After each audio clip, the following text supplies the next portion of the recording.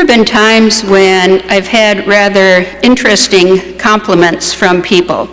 Like there was an elderly woman once who said to me, "You know, sister, you can always tell, even on a bad hair day, which is quite often, you can still tell that you get a good haircut."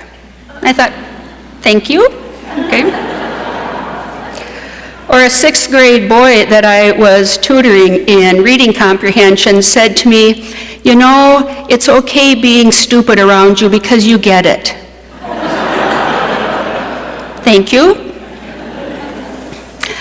In our first reading today, it can almost sound like Isaiah is doing that backdoor compliment to God. He begins by almost blaming God, of saying, "You know, you're the reason that we have wandered away from you. Why did you even let us do that? You know, why didn't you call us back? Why didn't you return for our sake and pull us into the fullness of your life?" But as Isaiah continues on, we hear that tone turn a little bit. And it's talking about how who else has a God like our God, who wants to be so involved in our lives. And as he goes on, it's sounding just a little bit negative yet, but then he says, "And you know what? Yet, O Lord, you are our Father. We are clay in your hands. You are the potter." So there is that hope, too, that knowledge of knowing that we belong to God, that we are still malleable, that we are asking God to continue to form us into his presence, into his mercy, into his image.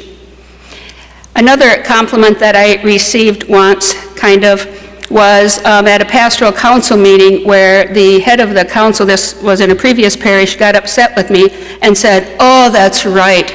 You always have to be the optimist." And I thought, you know, why would you be upset that someone is the optimist?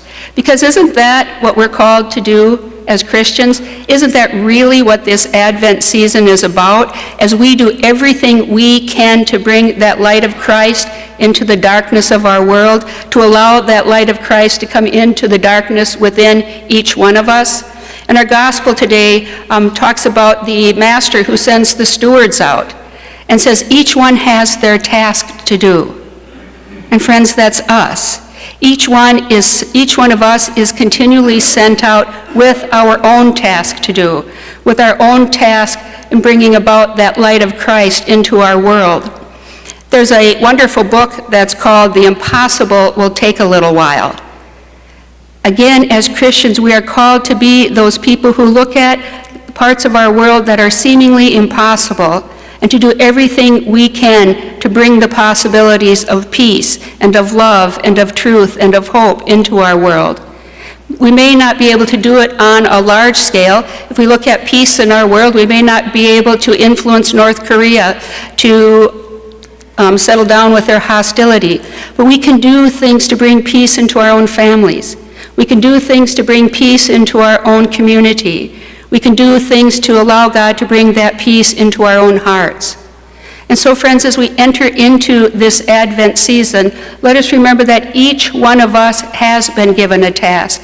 Each one of us is to be those people who look at the possibilities in the face of seeming impossibilities, and to do all we can to bring that light of Christ not only into our world, but allow Christ to bring that light into our hearts so that we might more fully be his presence during this Advent season.